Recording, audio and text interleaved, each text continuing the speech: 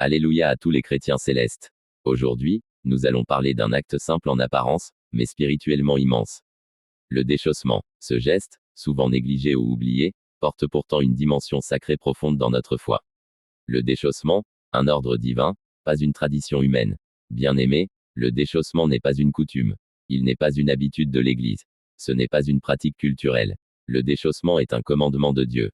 Lorsque Moïse s'approcha du buisson ardent, Dieu lui dit: ôte tes sandales, car le lieu où tu te tiens est une terre sainte.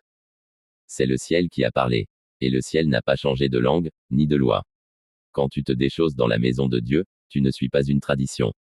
Tu obéis à une instruction spirituelle. Pourquoi se déchausser? Parce qu'on change de dimension.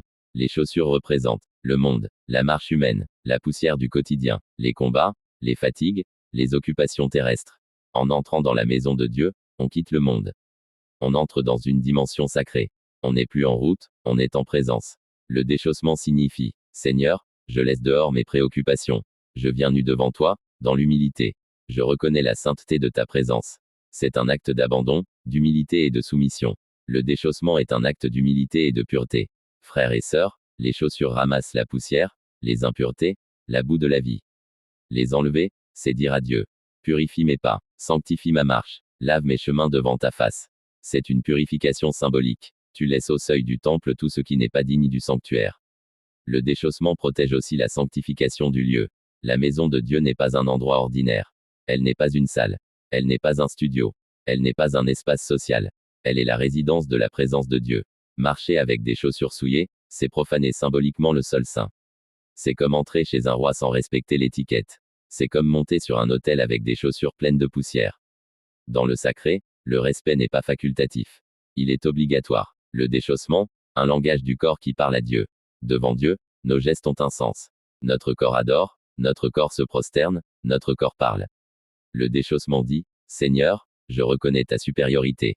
Je me dépouille pour recevoir. Je me rends disponible à ton esprit.